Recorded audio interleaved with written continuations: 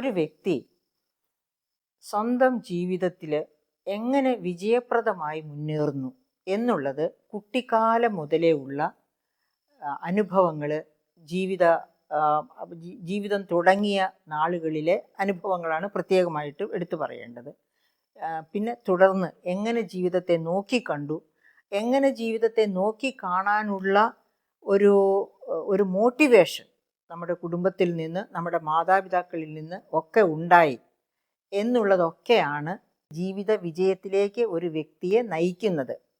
ഇത് പറയുമ്പോൾ എൻ്റെ ഓർമ്മയിൽ വരുന്നത് ഗാരി എസ് ബെക്കർ എന്ന ഒരു നോബൽ ലൊറേറ്റിനെയാണ്. അദ്ദേഹം 1991 സാമ്പത്തിക ശാസ്ത്രത്തിനുള്ള നോബൽ സമ്മാനം നേടിയ ഹാർവാർഡ് യൂണിവേഴ്സിറ്റി പ്രൊഫസറാണ്. അദ്ദേഹം മരിച്ചുപോയി. അദ്ദേഹത്തിൻ്റെ ആ അദ്ദേഹത്തിൻ്റെ വർക്കിൻ്റെ പേര്, നോബൽ പ്രൈസ് കിട്ടിയ വർക്കിൻ്റെ പേര് A treaties on the family, അതായത് കുടുംബത്തെ പറ്റിയുള്ള ഒരു പ്രബന്ധം എന്നതിനാണ്. എന്താണ് അദ്ദേഹം ഒരു കുടുംബത്തെ പറ്റി പറയുന്നത്? കുടുംബം എന്ന് പറയുന്നത് ഒരു ലോങ് ടേം കോൺട്രാക്റ്റാണ്. ഒരു ലോങ് ടേം കോൺട്രാക്റ്റാണ്. അത് നമ്മളിപ്പോൾ പറയാറുള്ള ഒരു എൻ്റർപ്രൈസ്, അതായത് സംരംഭം, ഒരു ലോങ് ടേം സംരംഭത്തിൻ്റെ തുടക്കമാണ് എന്നാണ് അദ്ദേഹം പറയുന്നത്. ആ സംരംഭത്തിൻ്റെ ഉൽപ്പന്നം എന്താണ്? പ്രോഡക്റ്റ് എന്താണ്? കുഞ്ഞുങ്ങൾ. അപ്പം എന്താണ് ഈ കുടുംബം എന്ന സംരംഭത്തിൻ്റെ ആത്യന്തിക ലക്ഷ്യം? കുഞ്ഞുങ്ങളെ ഉത്തമ വ്യക്തിത്വത്തിലേക്ക് നയിക്കുക. ബക്കർ പറയുന്നത് ഭാര്യയും ഭർത്താവും ഒത്തുചേർന്ന് കുഞ്ഞുങ്ങളെ ഉത്തമ പൗരത്വത്തിലേക്ക് നയിക്കണമെന്നാണ്. അങ്ങനെ ഉത്തമ പൗരന്മാരുണ്ടാകുമ്പോൾ ഒരു ദേശം നന്നാകും, ആ ദേശങ്ങൾ നന്നാകുമ്പോൾ ഒരു രാജ്യം നന്നാകും, രാജ്യങ്ങൾ നന്നാകുമ്പോൾ ലോകം നന്നാകും. ഇതാണ് അദ്ദേഹത്തിൻ്റെ ആ ഗ്രന്ഥം നമുക്ക് തരുന്ന ഒരു വീക്ഷണം. എൻ്റെ പ്രിയപ്പെട്ട സുഹൃത്തുക്കളെ, ഞാൻ എൻ്റെ കുട്ടിക്കാലത്തേക്ക് കടന്നു പോവുകയാണ്. എൻ്റെ കുട്ടിക്കാലത്തേക്ക് കടന്നു പോകുമ്പോൾ ഞാനൊരു സാധാരണ കർഷക കുടുംബത്തിൽ ജനിച്ച ഒരു കുഞ്ഞായിരുന്നു. എൻ്റെ അപ്പൻ പഴയ 7ാം ക്ലാസ്സുകാരനാണ്. പഴയ 7ാം ക്ലാസ്സുകാരൻ എന്ന് പറഞ്ഞാൽ അന്ന് സ്കൂൾ ടീച്ചറാകാൻ പഴയ ആ 7ാം ക്ലാസ്സിൻ്റെ ക്വാളിഫിക്കേഷൻ മതി. പക്ഷെ അദ്ദേഹം ബിസിനസ്സിന് വേണ്ടിയാണ്. ഞാൻ ജനിച്ചത് മൂവാറ്റുപുഴയാണ്. അവിടെ നിന്ന് ബിസിനസ് താല്പര്യങ്ങൾക്ക്, അതായത് മലഞ്ചരക്ക് ബിസിനസ്സിൻ്റെ താല്പര്യങ്ങൾ മുൻവെച്ചാണ് എൻ്റെ ഫാദർ വയനാട് ജില്ലയിൽ, അതായത് വയനാട് ജില്ലയിൽ എന്ന് പറയുമ്പോൾ കുറുവ ദ്വീപിനടുത്തത്തെ വടക്കേ വയനാട്ടിലാണ് ഞാൻ വളർന്നത്. അപ്പോൾ അങ്ങനെ വളരുമ്പോൾ കുട്ടിക്കാലത്ത് തന്നെ വായനാശീലം എന്നിൽ വളർത്തിയെടുക്കാൻ എൻ്റെ അപ്പൻ ഒത്തിരി ശ്രദ്ധിച്ചിരുന്നു. അതുപോലെ കഠിനാധ്വാന ശീലം എന്നിൽ വളർത്തിയെടുക്കാൻ എൻ്റെ അമ്മയും ശ്രദ്ധിച്ചിരുന്നു. അപ്പോൾ ഈ രണ്ട് ശ്രദ്ധ, എൻ്റെ അപ്പൻ വായനാശീലം വളർത്തിയിരുന്നു എന്ന് പറയുമ്പോൾ റോമ സാമ്രാജ്യത്തിൻ്റെ ചരിത്രം മുഴുവനും വീട്ടിൽ മേടിച്ചുകൊണ്ട് വന്ന് ഞാൻ എന്നെ കൊണ്ട് വായിപ്പിക്കുമായിരുന്നു. ഭയങ്കര ഇൻട്രസ്റ്റിംഗ് ആയിരുന്നു. അതുപോലെ തന്നെയാണ് ദീപിക പത്രം. അന്ന് വീട്ടിൽ വരുത്തിയിരുന്ന ദീപിക പത്രമാണ്. ആ ദീപിക പത്രം രാത്രി കിടന്നുറങ്ങുന്ന എല്ലാവരും ഉറങ്ങാൻ കിടന്നു കഴിയുമ്പോൾ മേരി പത്രം വായിക്കുക എന്ന് പറയും. ഞാൻ ഉടനെ പത്രം വായന തുടരും. ആ പത്രം മുഴുവൻ വായിച്ചു തീരുന്നവരത്തേക്കും ഉറങ്ങാതെ കിടന്ന് വീട്ടിലോ മറ്റുള്ളവരും കേട്ടോണം ഞാൻ വായിക്കുകയും ചെയ്യണം. അതായിരുന്നു അപ്പൻ്റെ ശീലം. അങ്ങനെ എന്നെ വായനയിലേക്ക് ആകർഷിച്ചത് എൻ്റെ അപ്പനാണ്. അങ്ങനെ വായിച്ചത് ഇപ്പോൾ എനിക്കറിയാം, ലക്ഷങ്ങളുടെ പുസ്തകങ്ങൾ എൻ്റെ കയ്യിലുണ്ട്. എൻ്റെ കയ്യിലുള്ള പുസ്തകങ്ങളെ പറ്റി പറയുകയാണെങ്കിൽ പ്രിയപ്പെട്ട സുഹൃത്തുക്കളെ, ഗവൺമെൻറ് ഓഫ് ഇന്ത്യയുടെ മുഴുവൻ ബജറ്റ് ഡോക്യുമെൻറ്റ്സും, അതായത് ഇൻഡിപെൻഡൻ്റ് ആയ 1947 ഇൻറ്റേരിയം ബജറ്റിൻ്റെ ഡോക്യുമെൻ്റ് മുതലുള്ളതെല്ലാം എൻ്റെ കയ്യിലുണ്ട്. ഗവൺമെൻറ് ഓഫ് കേരളയുടെ ബജറ്റ് ഡോക്യുമെൻറ്റ്സ് മുഴുവനും കയ്യിലുണ്ട്. CAG controller and auditor general റിപ്പോർട്ടുകളും എൻ്റെ കയ്യിലുണ്ട്. ഈ റിപ്പോർട്ടുകളൊക്കെ ഞാൻ കരുതി വെച്ചിരിക്കുന്നത് എന്തിനാണെന്നല്ലേ, ഇതൊക്കെ വായിക്കാനും എന്നിട്ട് വല്ല ചർച്ചയ്ക്കോ ഇങ്ങനെ വല്ല ഡിസ്കഷനോ ഒക്കെ പോകുമ്പോൾ കാര്യങ്ങൾ അറിഞ്ഞ് കൃത്യതയോടെ സംസാരിക്കാനും വേണ്ടിയാണ് ഇതൊക്കെ വായിക്കുകയും പഠിക്കുകയും ഒക്കെ ചെയ്യാനായിട്ട് വയ്ക്കുന്നത്. അതുപോലെ ഒരു ദിവസം ഞാൻ 3 പത്രം വായിക്കുന്നുണ്ട്. മാതൃഭൂമി, മലയാള മനോരമ, ദ ഹിന്ദു. അപ്പോൾ എനിക്ക് ഈ 3 പത്രങ്ങളിൽ ഏറ്റവും ഇഷ്ടമുള്ളത് ദ ഹിന്ദു ആണ് എന്ന് പറയാതിരിക്കാൻ നിവൃത്തിയില്ല. കാരണം അത്ര അധികം അനലിറ്റിക്കലായിട്ടുള്ള ഒരു പത്രമാണ് ദ ഹിന്ദു. അപ്പം അതവിടെ നിൽക്കട്ടെ, ഞാൻ എൻ്റെ കുട്ടിക്കാലത്തേക്ക് നിങ്ങളെ ഒന്ന് കൂട്ടിക്കൊണ്ടു പോകാം. അങ്ങനെ പിന്നെ ഞാൻ 1ാം ക്ലാസ് മുതൽ 8ാം ക്ലാസ് വരെ പയ്യമ്പള്ളി സ്കൂളിലാണ് പഠിച്ചത്. അത് കഴിഞ്ഞിട്ട് പിന്നെ 9 മുതൽ പഠിക്കാൻ അവിടെ ഇല്ല. അങ്ങനെ ഞാൻ എൻ്റെ വീട്ടിൽ നിന്ന് 28 കിലോമീറ്റർ ദൂരം കബനി നദി കടന്ന് വേറെ നരസിപ്പുഴ എന്ന് പറഞ്ഞ മറ്റൊരു പുഴയും കടന്ന് എന്താ പറയുക, റിസർവ് വനത്തിലൂടെ നടക്കണം. ഈ റിസർവ് വനത്തിലൂടെ നടക്കണം എന്ന് പറയുമ്പോൾ അത്ര ഈസി ആയിട്ട് കാണല്ലേ. അവിടെയൊക്കെ കാട്ടാനയും മറ്റതുപോലുള്ള കാട്ടുജീവികളും പിന്നെ ഇടയ്ക്കിടയ്ക്ക് ആദിവാസികളുടെ കോളനികൾ, പിന്നെ വലിയ പാടശേഖരങ്ങൾ, അതിനുശേഷം കാപ്പിത്തോട്ടങ്ങൾ, ഇതെല്ലാം കടന്നാണ് 28 കിലോമീറ്റർ എനിക്ക് താണ്ടി പോകേണ്ടത്. അപ്പം അവിടെ വരെയുള്ള സ്കൂളിൽ പോകുന്ന കാര്യത്തിൽ എൻ്റെ ഫാദർ എന്നോട് ചോദിച്ചു, മോളെ അവിടെ പോകണോ, അത് വലിയ ബുദ്ധിമുട്ടാണ്, നിന്നെക്കൊണ്ട് പറ്റുമോ, നീ ഒരു കൊച്ചു കുട്ടിയല്ലേ എന്ന് ചോദിച്ചു. പകരം ഏതാ ഉണ്ടപ്പാ എന്ന് ഞാൻ ചോദിച്ചപ്പോൾ അപ്പൻ തന്നെ പറഞ്ഞു, മാനന്തവാടി ഹൈസ്കൂളുണ്ട്, മാനന്തവാടി ഹൈസ്കൂളിലെ പാസ് പെർസെൻറ്റേജോ എന്ന് ചോദിച്ചപ്പോൾ അദ്ദേഹം പറഞ്ഞു, അത് ഉറപ്പ് പറയാൻ ഒക്കില്ല മോളെ, ചില വർഷങ്ങളിൽ ആരും ജയിക്കാറില്ല. അപ്പോൾ ഞാൻ പറഞ്ഞു, ഞാൻ ജയിക്കാനല്ലേ അപ്പ പഠിക്കാൻ പോകുന്നത്, അതുകൊണ്ട് എന്നെ നടവയൽ സെക്കൻഡറി സ്കൂളിൽ തന്നെ വിട്ടാൽ മതി. അത് തെക്കേ വയനാട്ടിലാണ്, വടക്കേ വയനാട്ടിൽ നിന്ന് ഞാൻ തെക്കേ വയനാട്ടിലെ സ്കൂളിലാണ് പഠിക്കാൻ അങ്ങനെ പോകുന്നത്. അപ്പോൾ അവിടെ താമസിച്ച് പഠിക്കാനുള്ള സൗകര്യമൊന്നും ഇല്ലായിരുന്നു. അപ്പോൾ ഈ ആന എന്ന കൂട്ടാളികളും ഒക്കെ ആയിട്ട് വർത്തമാനമൊന്നും പറഞ്ഞിട്ടില്ലായേ, വീട്ടിൽ നിന്ന് ഇറങ്ങുമ്പോഴേ ആനയെ കാണുമോ എന്ന് പേടിച്ചിട്ട് ഞാൻ എന്ത് ചെയ്യുമായിരുന്നു എന്ന് പറയട്ടെ. റോസറി, കൊന്ത, ഞാനൊരു സിറിയൻ കാത്തലിക്കായിരുന്നു ആണ്. അപ്പോൾ ഞാൻ ആ കൊന്തയും ചൊല്ലിക്കൊണ്ടാണ്, കർത്താവെ ഞാൻ വഴിയിൽ എങ്ങും ആനയെ കാണരുതേ എന്ന് പേടിച്ചുകൊണ്ടാണ് പോയിക്കൊണ്ടിരുന്ന ആ കാട്ടിക്കിടെ. എങ്കിലും ഞാൻ നന്നായിട്ട് ജയിച്ചു കഴിഞ്ഞിട്ട് പിന്നെ കോളേജ് വിദ്യാഭ്യാസത്തിന് മൂവാറ്റുപുഴ നിർമ്മല കോളേജ്, ഞാൻ മൂവാറ്റുപുഴ ജനിച്ചു എന്ന് പറഞ്ഞല്ലോ, നിർമ്മല കോളേജിലേക്ക് തന്നെയാണ് പഠിക്കാൻ വന്നത് കോളേജിൽ. അങ്ങനെ 7 വർഷം പ്രീ ഡിഗ്രി, BA, MA ഈ 7 വർഷവും അവിടെ തന്നെ പഠിച്ച് നന്നായി തന്നെ പാസ്സാകുന്നതിനൊക്കെ മുമ്പ് പരീക്ഷ കഴിഞ്ഞ് ഞാൻ വീട്ടിൽ ചെന്നപ്പോൾ എനിക്കൊരു ഇൻ്റർവ്യൂ കാർഡ് വന്ന് കിടക്കുന്നു. അപ്പോൾ ഈ ഇൻ്റർവ്യൂ കാർഡ് കണ്ട് ഞാൻ അന്തം വിട്ടു. ഞാൻ എവിടേക്കും ആപ്ലിക്കേഷൻ അയച്ചിട്ടില്ല, പിന്നെ എങ്ങനെയാണ് ഇൻ്റർവ്യൂ കാർഡ് കിടക്കുന്നത്? അപ്പോൾ ഞാൻ എൻ്റെ ഫ്രണ്ട്സിനെയൊക്കെ വിളിച്ചു ചോദിച്ചു, ക്ലാസ്മേറ്റ്സ് ആയിരുന്ന ഗേൾസിനെ വിളിച്ച് ചോദിച്ചു. അവർ കെമിസ്ട്രി MSc-കാരായിരുന്നു. അവർ പറഞ്ഞു, ഞങ്ങളുടെ പരീക്ഷ നേരത്തെ തീർന്നതുകൊണ്ട് ഞങ്ങൾ എല്ലായിടത്തേക്കും ആപ്ലിക്കേഷൻ അയച്ചു, അപ്പം നിനക്കും കൂടി ആപ്ലിക്കേഷൻ അയച്ചതാണ്. എന്തായാലും എന്നെ പിറ്റേ ദിവസമാണ് ഇൻ്റർവ്യൂ വെച്ചിരിക്കുന്നത് തൃശ്ശൂർ വിമല കോളേജിൽ. അപ്പം ഞാൻ വയനാട്ടിൽ നിന്ന് പിറ്റേ ദിവസം രാവിലെ തന്നെ വിമല കോളേജിൽ എത്തുന്നു. അവിടെ ഇൻ്റർവ്യൂ നടന്നു എന്ന് മാത്രവുമല്ല, എന്നെ അവരവിടെ അപ്പോയിൻറ്റ് ചെയ്ത് പ്രിയപ്പെട്ട സുഹൃത്തുക്കളെ, എനിക്ക് വലിയ അത്ഭുതമായിരുന്നു. അങ്ങനെ അപ്പോയിൻറ്റ് ചെയ്ത് ഞാൻ അവിടെ ക്ലാസ് എടുക്കാൻ തുടങ്ങി. ഒരു 6 മാസം കഴിഞ്ഞാണ് എൻ്റെ റിസൾട്ട് വന്നത് കേട്ടോ. അതിനിടയ്ക്ക് അവിടെ വേറെ ഒരു സംഭവം ഉണ്ടായി. എന്താണെന്ന് വെച്ചാൽ, അവിടെ തന്നെ പഠിച്ച ഫസ്റ്റ് ക്ലാസ് കിട്ടിയ കുട്ടികൾ നേരത്തെയും ആ വർഷമൊക്കെ പഠിച്ച് first class, Calicut university result നേരത്തെ വന്നിരുന്നു. കിട്ടിയ കുട്ടികളൊക്കെ അപ്ലൈ ചെയ്ത് അവർക്ക് ആർക്കും കൊടുക്കാതെയാണ് റിസൾട്ട് വരാത്ത എന്നെ അപ്പോയിൻറ്റ് ചെയ്തത്. അപ്പോൾ അവിടെ പേരൻസും കുട്ടികളും ഒക്കെ ഭയങ്കര വഴക്കായി. അങ്ങനെ എല്ലാവരെയും കൂടി വിളിച്ച് ക്ലാസ് എടുക്കാനായിട്ട് അവരെയൊക്കെ വിളിച്ചു, എന്നെയും വിളിച്ചു. പ്രിൻസിപ്പലും കുറേ ടീച്ചേഴ്സും ഒക്കെ ഇരിക്കുന്നതിന് മുമ്പിൽ ക്ലാസ് എടുക്കാൻ പറഞ്ഞു.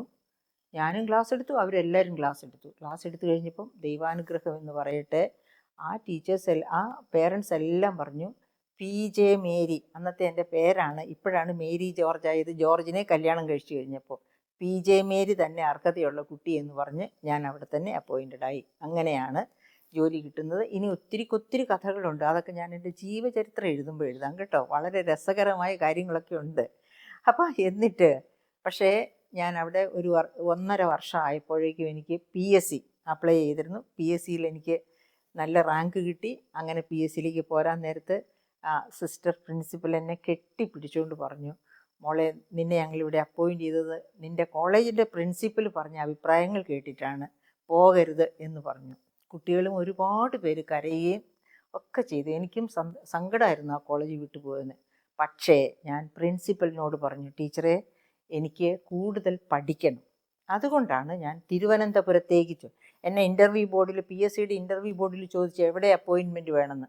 അപ്പോൾ ഞാൻ അവരോട് പറഞ്ഞു, നിങ്ങൾ അത്ഭുതപ്പെടുന്നുണ്ടാവും ഇങ്ങനെയൊക്കെ പറഞ്ഞു എന്നല്ലേ. ഞാൻ പറഞ്ഞു, എനിക്ക് തിരുവനന്തപുരത്ത് വേണം. എന്താ തിരുവനന്തപുരം? ഇൻ്റർവ്യൂ ബോർഡ് ചോദിച്ചു. അപ്പോൾ ഞാൻ പറഞ്ഞു, എനിക്ക് അവിടെയാണെങ്കിൽ കൂടുതൽ പഠിക്കാം, അതൊക്കെ കാരണമുണ്ട്, PhD ഒക്കെ ചെയ്യണമെന്നുണ്ട് എന്ന് പറഞ്ഞു.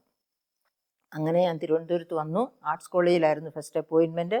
അങ്ങനെ പിന്നെ ആർട്സ് കോളേജിൽ പഠിപ്പിച്ച അവിടുന്ന് എനിക്ക് 2 വർഷം കഴിഞ്ഞപ്പോഴത്തേക്കും വിമൻസ് കോളേജിലേക്ക് ട്രാൻസ്ഫറായി. വിമൻസ് കോളേജിൽ പഠിപ്പിച്ചുകൊണ്ടിരിക്കുമ്പോഴാണ് ഞാൻ PhD രജിസ്റ്റർ ചെയ്യുന്നത്. അങ്ങനെ വിമൻസ് കോളേജിൽ ഇരുന്നുകൊണ്ട് തന്നെ ഞാൻ PhD കംപ്ലീറ്റ് ചെയ്തു. പാർട്ട് ടൈമായിട്ടാണ് PhD കംപ്ലീറ്റ് ചെയ്ത് അങ്ങനെ പോകുന്നു എൻ്റെ ചരിത്രം. എന്തായാലും എനിക്ക് നിങ്ങളോട് പറയാനുള്ള ഒരു കാര്യമാണ്, നിങ്ങളെ തന്നെ ശാക്തീകരണം എന്ന വേർഡ് തെറ്റാണ്, ശാക്തീകരിക്കാൻ ആഗ്രഹിക്കുന്നുവെങ്കിൽ നിങ്ങളിൽ തന്നെ ശക്തി സമാർജിക്കുക. മറ്റാരും നിങ്ങൾക്ക് ഈ ശക്തി കൊണ്ടുവന്ന് തരില്ല. എന്തിനേയും ചെറുത്ത് തോൽപ്പിക്കാനുള്ള കരുത്ത്, ഭൗതികമായ കരുത്തും വേണം, അതായത് വായിച്ചും മനസ്സിലാക്കിയും.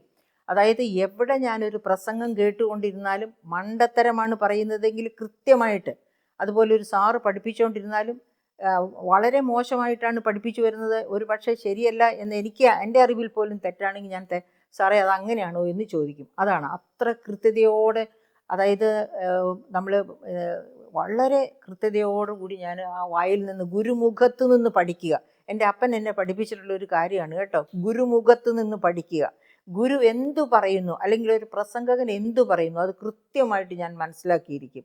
അങ്ങനെ മനസ്സിലാക്കിയതിന് ശേഷം ഇപ്പോൾ ക്ലാസ്സിൽ പഠിപ്പിച്ച കാര്യം വീട്ടിൽ ചെന്നിരുന്ന് Ashoka was a great king എന്നൊരു 2 പ്രാവശ്യം വായിക്കുകയാണെങ്കിൽ എൻ്റെ അപ്പൻ ആ പുസ്തകം എടുത്ത് പറമ്പിലേക്ക് വലിച്ചെറിയുമായിരുന്നു. എന്തിനാടി നീ ക്ലാസ്സിൽ പോയെന്ന് ചോദിച്ചുകൊണ്ട്. അത്ര കൃത്യതയോടെ ഗുരുമുഖത്ത് നിന്ന് പഠിക്കണമെന്ന് ഇൻസിസ്റ്റ് ചെയ്തിരുന്നു എൻ്റെ അപ്പൻ. അതിൻ്റെ ഒരു വലിയ പാഠമാണ് ഇപ്പോഴും എവിടെ പോയാലും ഉറക്കം തൂങ്ങാതിരുന്ന് നല്ലവണ്ണം അറ്റൻഡ് ചെയ്യുകയും മനസ്സിലാക്കുകയും ചെയ്യുക. അപ്പോൾ അങ്ങനെ മനസ്സിലാക്കുന്നു, അതിനെ വിപുലമാക്കാൻ വേണ്ടി നമ്മൾ വ്യാപ്തമായി വായിക്കുന്നു. അങ്ങനെ വ്യാപ്തമായി വായിക്കുക ഒക്കെ ചെയ്യുക. പിന്നെ ഒരു കാര്യം നേടിയെടുക്കണം എന്ന് വിചാരിച്ചാൽ അത് നേടുന്നത് വരെ അതിനു വേണ്ടി ഏത് തരത്തിലും കഷ്ടപ്പെടാൻ ഞാൻ തയ്യാറാണ്. അതൊക്കെയാണ് അങ്ങനെ ഒരു ഡിറ്റർമിനേഷൻ, നമുക്കൊരു ലക്ഷ്യബോധമുണ്ടാവുക, ആ ലക്ഷ്യം നേടാൻ വേണ്ടി ഡിറ്റർമിനേഷൻ, ശക്തമായ തീരുമാനം, ആ തീരുമാനം നേടിയെടുക്കുന്നത് വരെ അതിനെ പഴ്സ്യൂ ചെയ്യുക, അതിനെ തന്നെ ഫോളോ ചെയ്യുക. നമ്മുടെ കോൺസെൻട്രേഷൻ എങ്ങോട്ടും മാറിപ്പോകരുത്. അങ്ങനെ നാം കഷ്ടപ്പെടുകയാണെങ്കിൽ ആഗ്രഹിക്കുന്നത് എന്തും നമ്മൾ നേടിയിരിക്കും, യാതൊരു സംശയവുമില്ല.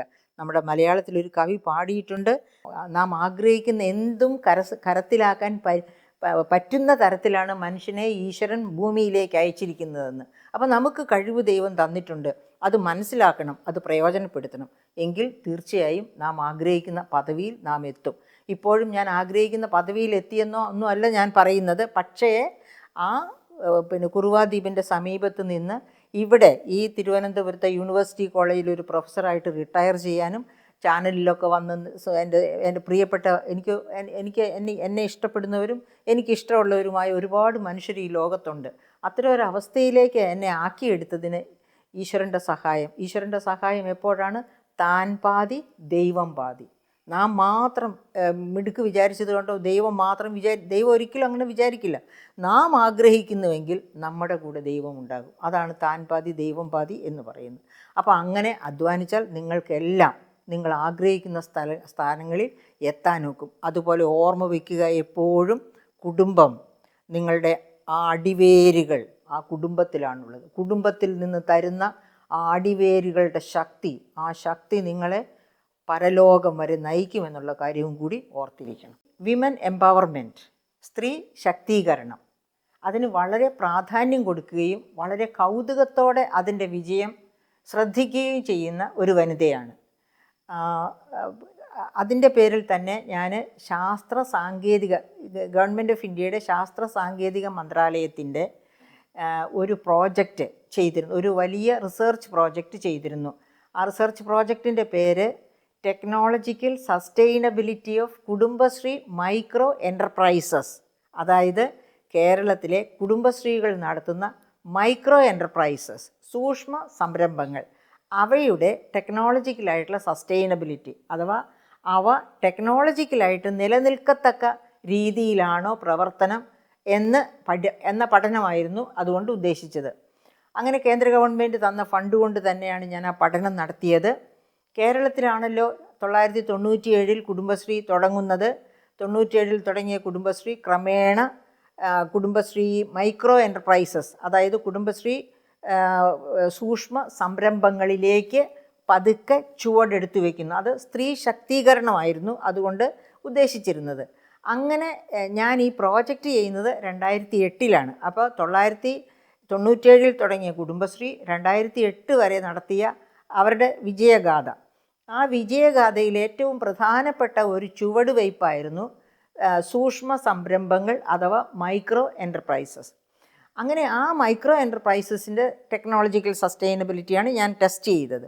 അങ്ങനെ ഞാൻ കേരളത്തിലെ 5 ജില്ലകളിൽ നിന്ന് 500-ലധികം കുടുംബശ്രീ മൈക്രോ എൻ്റർപ്രൈസസുകളെ പഠിക്കാൻ ചെല്ലുമ്പോൾ അതിനൊരു ചോദ്യാവലി ഉണ്ടായിരുന്നു. ആ ചോദ്യാവലി ഉണ്ടാക്കിയപ്പോൾ ടെക്നോളജിക്കൽ സസ്റ്റൈനബിലിറ്റിയാണ് പഠിക്കേണ്ടത്. അപ്പോൾ ഒരു സാമ്പത്തിക ശാസ്ത്രജ്ഞയായ എനിക്ക് ഈ ടെക്നോളജിക്കൽ സസ്റ്റൈനബിലിറ്റിയിൽ ചില കടമ്പകളുണ്ട്. അതുകൊണ്ട് ഞാൻ ആ കടമ്പകളൊക്കെ കടക്കാൻ വേണ്ടി അന്ന് പാപ്പനംകോട് ഉണ്ടായിരുന്ന റീജിയണൽ റിസർച്ച് സെൻറ്ററിൻ്റെ ശാസ്ത്രജ്ഞരുടെ സഹായത്തോടെയാണ് ഞാൻ എങ്ങനെയാണ് ടെക്നോളജിക്കൽ സസ്റ്റൈനബിലിറ്റി ടെസ്റ്റ് ചെയ്യേണ്ടത് എന്ന് മനസ്സിലാക്കുന്നത്. അങ്ങനെ മനസ്സിലാക്കിയതിന് ശേഷമാണ് ഈ പഠനത്തിന് ഞാൻ മുൻപോട്ട് പോകുന്നത്. അങ്ങനെ പഠിക്കുന്ന സമയത്ത് കുടുംബശ്രീയിലെ 153 തരം മൈക്രോ സംരംഭങ്ങൾ, സൂക്ഷ്മ സംരംഭങ്ങളാണ് ഈ 500-ലധികം കുടുംബശ്രീ യൂണിറ്റുകളിൽ നിന്നായിട്ട് ഞാൻ കണ്ടെത്തുന്നത്. ഈ സംരംഭങ്ങളിൽ 48% ടെക്നോളജിക്കലി സസ്റ്റൈനബിൾ ആണ് എന്നാണ് അവസാനം കണ്ടെത്തുന്നത്. അങ്ങനെ അപ്പോൾ ഈ യാത്രയിൽ ഞാൻ കണ്ടെത്തിയ സ്ത്രീ ശാക്തീകരണത്തെ പറ്റിയാണ് എനിക്ക് നിങ്ങളോട് പറയാനുള്ളത്. അതായത് വനിതകൾ എന്താ പറഞ്ഞാൽ രാവിലെ വീട്ടിൽ 4 മണിക്ക് എഴുന്നേറ്റ് വീട്ടിലെ ജോലികളൊക്കെ രാവിലെ ആകുമ്പോഴത്തേനും തീർത്ത് കുട്ടികൾക്ക് സ്കൂളിൽ പോകാനുള്ള കാര്യങ്ങളൊക്കെ ഒരുക്കി കഴിഞ്ഞിട്ടാണ് അവരൊരു 7 മണിയൊക്കെ ആകുമ്പോഴത്തേനും കുടുംബശ്രീ പ്രവർത്തനത്തിന് വേണ്ടി എന്നുവെച്ചാൽ ഇവർക്ക് ചിലരൊക്കെ നടത്തുന്നത് അതായത് റെസ്റ്റോറൻ്റ് ആയിരിക്കും. അപ്പോൾ അവിടെയൊക്കെ ആൾക്കാർക്ക് പലഹാരവും കാപ്പിയും എല്ലാം ഉണ്ടാക്കി കൊടുക്കണം. ചിലർ ഉണ്ണിയപ്പമായിരിക്കും ഉണ്ടാക്കുന്നത്. അങ്ങനെ ഒത്തിരി ഉൽപ്പന്നങ്ങളാണ്. ചിലർ തേങ്ങ വെളിച്ചെണ്ണ ആട്ടിയെടുക്കുന്ന ഇതിലായിരിക്കും. അങ്ങനെ വിവിധ തരം ഉൽപ്പന്നങ്ങളാണ് ഉണ്ടാക്കുന്നത്. അപ്പോൾ അവരെന്തായാലും ഒരു 7-7:30 മണിയാകുമ്പോഴത്തേനും അവരുടെ സ്ഥാനത്ത് അവരുടെ ഓഫീസിൽ എൻ്റർപ്രൈസിൽ എത്തിയിരിക്കണം തീർച്ചയായിട്ടും. അതിനായിട്ട് എല്ലാ കാര്യങ്ങളും ഒതുക്കി തീർത്ത് പോയി തിരിച്ചെത്തുന്നത് രാത്രി 7 മണി 8 മണിയൊക്കെ ആകുമ്പോഴായിരിക്കും. അപ്പോൾ ഈ പാവപ്പെട്ട പല സ്ത്രീകളും കരഞ്ഞുകൊണ്ട് എന്നോട് പറഞ്ഞിട്ടുണ്ട്, അവൾ വിൽപ്പനയ്ക്ക് വേണ്ടിയാണ് പോകുന്നത് രാവിലെ വീട്ടിൽ നിന്ന്. അങ്ങനെ പറഞ്ഞ് വഴക്ക് പറയുന്ന നെയ്ബേഴ്സ് കാണും, പൈസ ഉള്ളവരായിരിക്കും. അതുപോലെ തന്നെ കുടുംബാംഗങ്ങൾ തന്നെ അങ്ങനെ പറയുന്നവരുണ്ട്. ചിലപ്പോഴൊക്കെ ഭർത്താക്കന്മാരുടെ അടുത്ത് നിന്ന് അടി വരെ കൊള്ളേണ്ടി വന്നിട്ടുണ്ട്. അത് ഒരു ഭാഗത്ത്. മറുഭാഗത്ത് വേറെ സ്ത്രീകൾ പറഞ്ഞിട്ടുണ്ട്. പക്ഷെ അവർ പറഞ്ഞിട്ടുണ്ട്, അതായത് ഇങ്ങനെ കഷ്ടപ്പെട്ട് അവർ കൊണ്ടുചെല്ലുന്ന പൈസ കൊണ്ട് ചോറും കറികളും, അതായത് ഇവർ ഈ മൈക്രോ സംരംഭം തുടങ്ങി 4 കാശ് കയ്യിൽ വരുന്നതിന് മുൻപാണ് ഈ കാന്താരി മുളകും കഞ്ഞിയുമാണ് അവരും കുട്ടികളും കഴിച്ചിരുന്നത്. ഇതൊക്കെ ആയി കഴിഞ്ഞപ്പോഴത്തേക്കും എന്തെങ്കിലും നല്ല കറികളും ചോറും ഒക്കെ ആയിട്ട് കഴിക്കാനിരിക്കുമ്പോഴത്തേക്കുമായിരിക്കും ജോലിക്ക് പോയി കിട്ടിയ പണം മുഴുവനും കള്ള് ഷാപ്പിൽ ചെലവഴിച്ച് ചീത്ത വിളികളും ഒക്കെ ആയിട്ട് ഭർത്താവ് കയറി വരുന്നത്. ചിലപ്പോൾ വെച്ചിരിക്കുന്ന ചോറ് അതുപോലെ എടുത്ത് പറമ്പിലെറിയും. കുഞ്ഞുങ്ങളും ഞങ്ങളും പട്ടിണി കിടക്കുന്ന അവസരങ്ങളുണ്ട്. പൊതിരെ തല്ലുന്ന ഭർത്താക്കന്മാരുണ്ട്. അപ്പോൾ ഞാനും അവരും കൂടി എങ്ങനെയാണ് നമുക്ക് ഈ പുരുഷന്മാരെ ഇതിൽ നിന്നൊന്ന് മാറ്റിയെടുക്കാൻ പറ്റുക എന്ന് ചിന്തിച്ചിട്ടുണ്ട്, സംസാരിച്ചിട്ടുണ്ട്. പക്ഷേ പ്രിയപ്പെട്ട സുഹൃത്തുക്കളെ, ഇപ്പോഴും നിങ്ങൾ ആലോചിച്ച് നോക്കൂ. അന്ന് ഞാൻ 2008 ഈ പ്രോജക്റ്റ് ചെയ്യുന്നത് കേട്ടോ. 2008 ഉണ്ടായിരുന്നതിനേക്കാൾ കഴിഞ്ഞ 10 വർഷം കൊണ്ട് ഒരു പക്ഷേ എനിക്ക് തോന്നുന്നു മയക്കുമരുന്നും അതുപോലെ തന്നെ എന്തൊക്കെയാണ് മദ്യവും ഇവിടുത്തെ പുരുഷന്മാരെ കൂടുതലായിട്ട്, പ്രത്യേകിച്ച് സാമ്പത്തിക ശ്രേണി താഴെ തട്ടിലുള്ള പുരുഷന്മാരെ കൂടുതലായിട്ട് വശീകരിച്ചു കൊണ്ടിരിക്കുകയാണ് എന്നാണ് എനിക്ക് തോന്നുന്നത്. അത് സ്ത്രീകളെ കൂടുതൽ ദുരിതത്തിലേക്ക്, സ്ത്രീകൾ എത്ര എംപവേർഡ് ആകണമെന്ന് ആഗ്രഹിച്ചാലും എത്ര കഷ്ടപ്പെട്ടാലും, അതായത് ഞാൻ നേരത്തെ പറഞ്ഞ കണക്ക് സ്ത്രീകൾ പറഞ്ഞ കഥയനുസരിച്ചാണെങ്കിൽ രാവിലെ 4 മണിക്ക് എഴുന്നേറ്റ് രാത്രി 8 മണി 10 മണി 11 മണി വരെ ജോലി ചെയ്യുന്നു സ്ത്രീകൾ. അപ്പോഴാണ് പുരുഷന്മാർ ഇങ്ങനെയൊക്കെ ചെയ്യുന്നത്. നമുക്ക് നമ്മുടെ പുരുഷന്മാരെ എങ്ങനെയാണ് മാറ്റിയെടുക്കാൻ പറ്റുന്നത് എന്ന് ഈ സമൂഹം തന്നെ ഒന്നിച്ചു ചേർന്നിരുന്ന് ആലോചിക്കേണ്ടതാണ്. കാരണം സ്ത്രീ ശാക്തീകരണം എന്ന് പറയുന്നത് ഒരിക്കലും ഒറ്റയ്ക്ക് നേടിയെടുക്കാൻ പറ്റുന്നതല്ല. ഒരു സ്ത്രീ ശാക്തീകരിക്കപ്പെടുന്നത് അവളോടൊപ്പമുള്ള പുരുഷൻ കൂടി ശാക്തീകരിക്കപ്പെടുമ്പോഴാണ്. 2 പേരും നേരെ ചിന്തിക്കുമ്പോഴാണ് അവരുടെ കുടുംബം നേരെയാകുകയും നന്നായി മുന്നോട്ട് പോവുകയും അങ്ങനെയാണ് നമുക്ക് നല്ലൊരു കേരളത്തെ വാർത്തെടുക്കാൻ പറ്റുക. അപ്പം ഈ കുടുംബശ്രീ എന്ന രീതി തന്നെ, കുടുംബശ്രീകൾ തന്നെ നമ്മുടെ പട്ടിണിയെ ഇല്ലാതെയാക്കാൻ സഹായിക്കുന്നുണ്ട്. കുടുംബശ്രീ മൈക്രോ എൻ്റർപ്രൈസസ് അവരുടെ ടെക്നോളജി, അവരുടെ ചിന്ത എല്ലാം നന്നാക്കി നല്ലവണ്ണം പ്രയോജനപ്പെടുത്തുന്നുണ്ട്. അറിയാമോ, ഒരു കാര്യം ഞാൻ പറയട്ടെ. നമ്മൾ 1980 8,75,000 ഹെക്ടറിൽ നെൽകൃഷി ചെയ്തിരുന്ന കേരളത്തിൽ 1,71,000 ഹെക്ടറിലേക്ക് നെൽകൃഷി താണു. 2000 ഒക്കെ ആയപ്പോഴത്തേക്കും അവിടെ നിന്ന് കുടുംബശ്രീ മൈക്രോ എൻ്റർപ്രൈസസ് പാട്ടകൃഷി തുടങ്ങി. അങ്ങനെ പാട്ടകൃഷി തുടങ്ങിയതിൻ്റെ ഫലമായിട്ട് ഇപ്പോൾ 2 ലക്ഷം ഹെക്ടറിലേക്ക് നെൽകൃഷി വീണ്ടും വർദ്ധിച്ചിരിക്കുകയാണ്. അത്ര ശക്തമാണ് സ്ത്രീകളുടെ ഇടപെടൽ എന്ന് നമ്മൾ ഓർക്കണം. അങ്ങനെ ശക്തീകരിക്കപ്പെടുന്ന സ്ത്രീകൾക്ക് ഒപ്പം അതിനേക്കാൾ ഉപരിയായിട്ട് പുരുഷന്മാരും ശക്തീകരിക്കപ്പെടണം. എങ്ങനെയാണ് ഈ ശക്തീകരണത്തിൻ്റെ പ്രകാശം നമ്മുടെ പുരുഷന്മാരിലേക്ക് എത്തിക്കാൻ നമുക്ക് കഴിയുക എന്ന് നാം തീർച്ചയായും ഒരുമിച്ചിരുന്ന് ചിന്തിക്കുകയും അതിനുവേണ്ടിയുള്ള മാർഗങ്ങൾ കണ്ടെത്തുകയും ചെയ്യേണ്ടതാണ്. സ്ത്രീ ശാക്തീകരണം ലക്ഷ്യമിട്ട് ട്രസ്റ്റ് ഫിൻസർവ് നടത്തുന്ന എംപവർ ഹെർ എന്ന പ്രോഗ്രാമിന് എല്ലാവിധ അഭിനന്ദനങ്ങളും.